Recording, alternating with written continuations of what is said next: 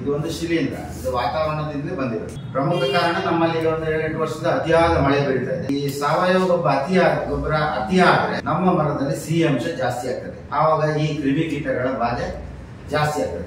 ಎಲ್ಲಿ ತೇವಾಂಶ ಜಾಸ್ತಿ ಇದೆ ಇದು ವೃದ್ಧಿ ಜಾಸ್ತಿ ಆಗ್ತದೆ. ಪ್ರಾಡಕ್ಟ್ ಇದೆಯಲ್ಲ, ಉತ್ಪನ್ನ ಮಾರುಕಟ್ಟೆಯಲ್ಲಿ ಅದನ್ನ ನಾವೇ ಸ್ಯಾಂಪಲ್ ಮಾಡಿ ನಾವು ಅದನ್ನ ಟೆಸ್ಟ್ ಲ್ಯಾಬ್ ಕಳಿಸಬಹುದು. ಅದರಲ್ಲಿ ರಿಪೋರ್ಟ್ ನಿಮ್ಗೆ ಏನು ಸಮಸ್ಯೆಗಳಿದೆ ಅಂತ ಇದ್ರೆ ಅದರ ಮೇಲೆ ನಾವು ಕಂಪನಿ ಮೇಲೆ ಕೇಸ್ ಹಾಕಬಹುದು. ಮುಖ್ಯವಾಗಿ ರೈತರ ಪ್ರಾಡಕ್ಟ್ ಸಮಸ್ಯೆ ಇದ್ರೆ ಆ ಕೇಸು ನಾನ್ ಬೇಲೇಬಲ್ ಕೇಸ್. CPCRI ಯಾಕೆ ಇರುವುದಂತೂ ನಮಗೆ ದೊಡ್ಡ ಸಮಸ್ಯೆ ಆಗಿದೆ. ಕೇಂದ್ರ ಸರ್ಕಾರದಿಂದ ಬರುವ ದುಡ್ಡನ್ನೆಲ್ಲ ಖರ್ಚು ಮಾಡುದು, ಅಲ್ಲಿ ಕಾಂಕ್ರೀಟ್ ರೋಡ್ ಮಾಡುದು, ಅದು ಬಿಟ್ಟು ಇವರು ಮಾಡಿದ್ದಂಥದ್ದು ಎಂತದು ಇಲ್ಲ. ಇಷ್ಟುವರೆಗೆ ಮೋಸವೇ ಮಾಡಿದ್ದು ಜನರಿಗೆ. ಇಂಗ್ಲಿಷಿನ ಕಾಲದಲ್ಲಿ ಕಾಫಿ ರೋಗಕ್ಕೆ ಮೈಲ್ತುತ್ತು ಮತ್ತು ಸುಣ್ಣ ಸಿಂಪಡಣೆ ಮಾಡಿದ ಆಗುತ್ತದೆ ಅಂತ ಹೇಳುವಂತದ್ದು ರಿಪೋರ್ಟ್ ಆವಾಗ ಇತ್ತು. ಅದನ್ನೇ ಅಡಿಕೆಗೆ ನಾವು ಈ CPCRI ಅನ್ನು ಅಡಿಕೆಗೆ ಬೇಕಾಗುವಂತ ಎಂತ ರೋಗ ನಿರೋಧಕ ಯಾವುದು ಅನ್ನೋದನ್ನು ಕಂಡುಹಿಡಿಯುವುದು ಕೆಲಸ. ಅವರು ಎಂತ ಕಟ್ಟಕಾಲದಲ್ಲಿ ಏನಿಲ್ಲ. ಹೊರ ನಿರ್ವಹಣೆಯಲ್ಲಿ ರೋಗ ಬಂದಿರೋದಲ್ಲ, ಇದು ಒಂದು ಶಿಲೀಂಧ್ರ, ಇದು ವಾತಾವರಣದಿಂದ ಬಂದಿರೋದು. ಬೇರೆ ಬೇರೆ ಕಡೆಯಿಂದ 1962ರಲ್ಲಿ ಇದು ಕೇರಳದಲ್ಲಿ ಪ್ರಾರಂಭ ಆಗಿದೆ. ಸೊ ನಮ್ಮಲ್ಲಿ ಬರುವಾಗ ಸುಮಾರು ಈ ಒಂದು 8 ವರ್ಷದಿಂದ ಈ ಬಾಧೆ ಜಾಸ್ತಿ ಆಗಿದೆ. ಪ್ರಮುಖ ಕಾರಣ ನಮ್ಮಲ್ಲಿ ಈಗ ಒಂದು 7-8 ವರ್ಷದ ಅತಿಯಾದ ಮಳೆ ಬೀಳ್ತಾ ಇದೆ. ಶಿಲೀಂಧ್ರಗಳು ಬೇಗ ವೃದ್ಧಿಯಾಗಿ ಸಮಸ್ಯೆ ಕೊಡ್ತಾ ಇದೆ.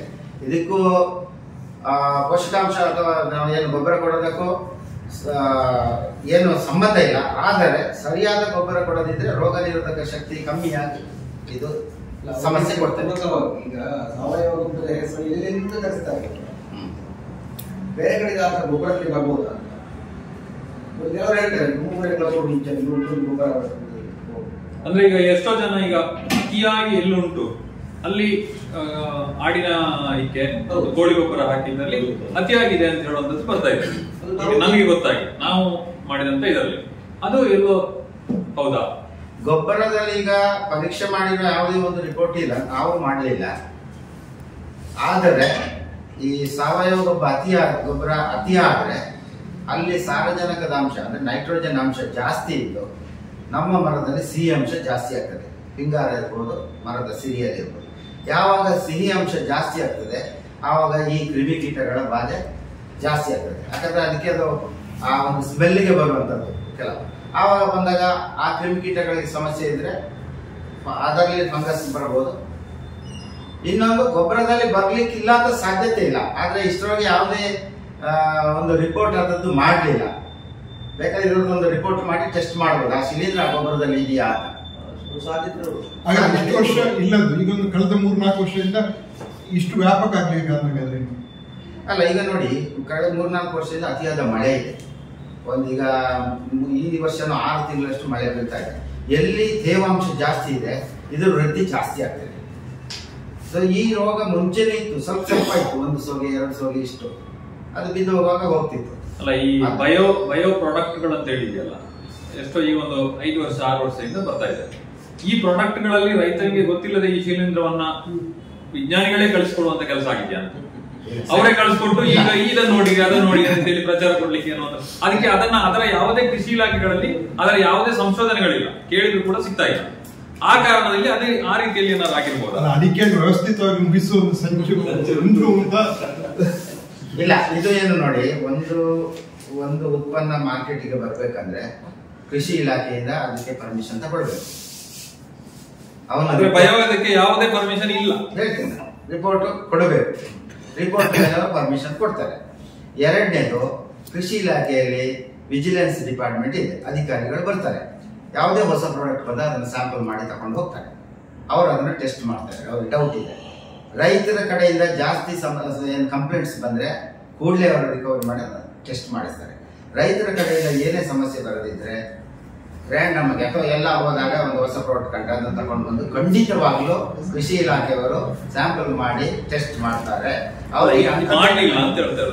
ಈಗ ಬಯೋ ಪ್ರಾಡಕ್ಟ್ ಗಳು ಯಾವುದು, ಬಯೋಫೈಟ್ ಆಗಿರ್ಲಿ, ಬಯೋ ವಿವಿಧ ಬಂದಿದೆ. ಅದರ ಬಗ್ಗೆ ರಿಪೋರ್ಟ್ ಅನ್ನ RTI ಮೂಲಕ ಕೃಷಿ ಇಲಾಖೆ ಆಗಲಿ ತೋಟಗಾರಿಕೆ ಇಲಾಖೆ ಆಗಲಿ ಕೇಳಿದೆ. ಇವತ್ತಿನವರೆಗೆ ಅದರ ಬಗ್ಗೆ ನಮ್ಮಲ್ಲಿ ಸಂಶೋಧನೆ ಇಲ್ಲ ಅಂತ ಹೇಳ್ತಾರೆ. ಅದಾದರೆ ಹೇಗೆ? ಕೃಷಿ ಇಲಾಖೆಯಲ್ಲಿ ಪ್ರತಿ ತಾಲೂಕು ಜಿಲ್ಲಾ ಮಟ್ಟದಲ್ಲಿ ಲ್ಯಾಬ್ಗಳಿರಲ್ಲ. ದೇಶದಲ್ಲಿ ಕೆಲವು ಕಡೆ ಇದೆ. ಅದನ್ನು ರಾಜ್ಯ ಮಟ್ಟಕ್ಕೆ ಕೇಳಿ ಆಗಿದೆ ಅಂತ. ರಾಜ್ಯ ಮಟ್ಟದಲ್ಲಿ ಕೂಡ ಮಾಹಿತಿ ಇಲ್ಲ. ಹಾಗಾದ್ರೆ ಹೇಗಾಗ್ತದೆ? ಅದಕ್ಕೆ ಯಾರು ಪರ್ಮಿಷನ್ ಲಾಸ್ಟಿಗೆ ಆ ಮಾಹಿತಿ ಅಂತ ಹಾಕಿದವನನ್ನೇ ಹುಡುಕಿಕೊಂಡು ಬಂದು ಸರ್ ಒಮ್ಮೆ ಕೂತ್ಕೊಳ್ಳಿ ನೀವು ಅಂತ ಹೇಳೋದಿವರೇ ತಲುಪಿದೆ. ನಮ್ಮಲ್ಲಿ ಇಲ್ಲ ಸರ್ ನೀವು ಪದೇ ಪದೇ ಹಾಕಿ ನಮ್ಮ ಕೆಲಸಕ್ಕೆ ಗುರ್ತು ಮಾಡಬೇಡಿ ಅಂತ ಹೇಳೋದಿವರೇ ತಲುಪಿದೆ. ಆದ್ರೆ ಅಂತ ಕೇಸ್ಗಳು ಅಂತ ಸಮಸ್ಯೆ ಇದ್ದಲ್ಲಿ ಆ ಏನೋ ಒಂದು ಪ್ರಾಡಕ್ಟ್ ಇದೆಯಲ್ಲ ಉತ್ಪನ್ನ ಮಾರುಕಟ್ಟೆಯಲ್ಲಿ ಅದನ್ನ ನಾವೇ ಸ್ಯಾಂಪಲ್ ಮಾಡಿ ನಾವು ಅದನ್ನ ಟೆಸ್ಟ್ ಲ್ಯಾಬ್ ಕಳಿಸ್ಬೋದು. ಅದು ಒಂದು ಆಪ್ಷನ್ ಇದೆ, ಅದನ್ನ ಮಾಡಬಹುದು. ಅದರಲ್ಲಿ ರಿಪೋರ್ಟ್ ನಿಮ್ಗೆ ಏನು ಸಮಸ್ಯೆಗಳಿದೆ ಅಂತ ಇದ್ರೆ ಅದರ ಮೇಲೆ ನಾವು ಕಂಪನಿ ಮೇಲೆ ಕೇಸ್ ಹಾಕ್ಬೋದು. ಒಂದು ರೈತರ ಪ್ರಾಡಕ್ಟ್, ಮುಖ್ಯವಾಗಿ ರೈತರ ಪ್ರಾಡಕ್ಟ್ ಸಮಸ್ಯೆ ಇದ್ರೆ ಆ ಕೇಸು ನಾನ್ ಬೇಲೇಬಲ್ ಕೇಸ್ ನಿಮಗೆ ಗೊತ್ತಿರ್ತದೆ. ಸೊ ಆ ಕೆಲಸವನ್ನು ನಾವು ಮಾಡ್ತೀವಿ. ಡಾಕ್ಟ್ರು ತುಂಬಾ ವಿಚಾರ ಹೇಳಿದ್ರು. ಆದ್ರೆ ಇವರ ಕಂಪನಿಯಲ್ಲಿ ಬೇಕಾದಂತ ಗೊಬ್ಬರಗಳಿದೆ, ಅದನ್ನು ಹಾಕಿದವರ ತೋಟದಲ್ಲಿ ಎಲ್ಲಿಯೋ ಇಂಥ ಕಾಯಿಲೆಗಳು ಬಂದದ್ದು ಕಡಿಮೆ, ಬರಲಿಲ್ಲ ಅಂತಲ್ಲ, ಆದ್ರೆ ಕಡಿಮೆ. ಈಗ ನೀರಿನ ತೇವಾಂಶ ಜಾಸ್ತಿ ಆಗಿ ಬಂದಿದೆ ಕೆಲವು ಕಡೆ, ಒಂದು ಕಡೆ ಎರಡು ಕಡೆ ಎಲ್ಲ ಬಂದಿದೆ. ಆದರೆ ಹೆಚ್ಚಾಗಿ ಇವರ ಪ್ರಾಡಕ್ಟ್ ಎಲ್ಲ ಕಡೆ ಸಿಗ್ತಾ ಇದೆ.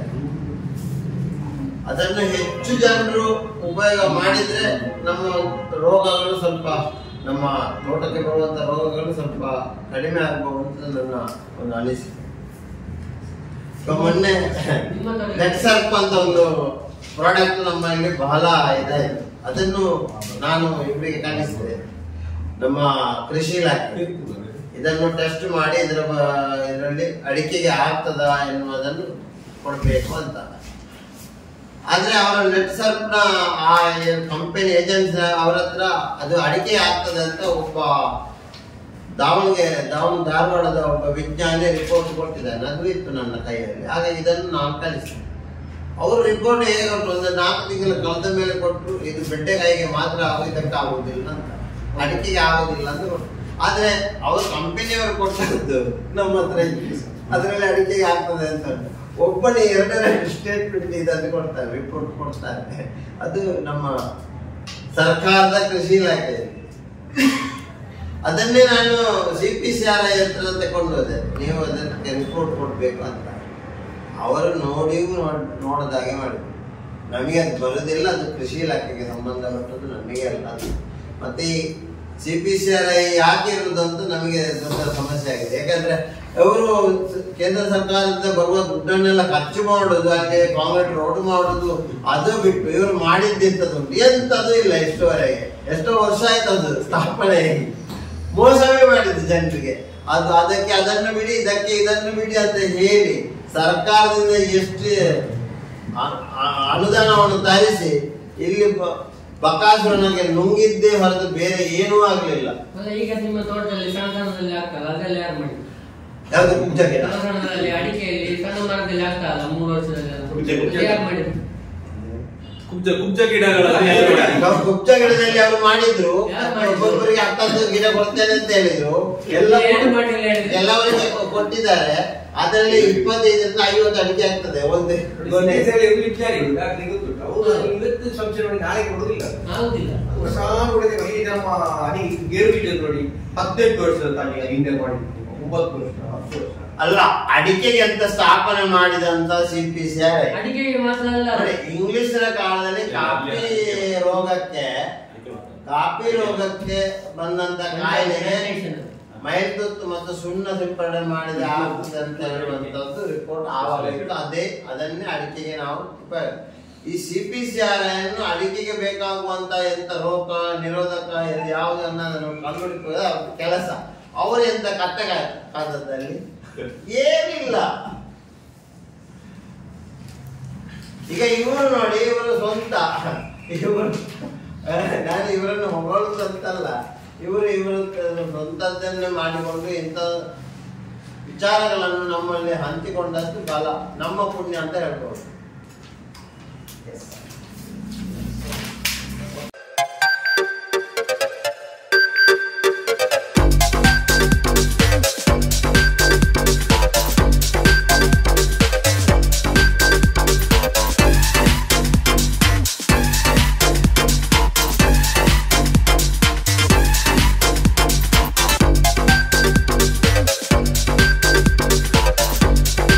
Navratan Electrical and Plumbing Wholesale Dealers in electricals, plumbing, hardware, home appliances, sanitary, LED lights and electronics.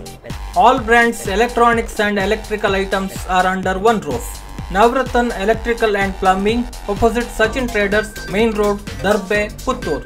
Contact 8105973951, 9481644951, 9663814451, 08251 200 551. ಸುದ್ದಿ ಚಾನಲ್ ಕ್ಷಣ ಕ್ಷಣದ ಸುದ್ದಿಗಾಗಿ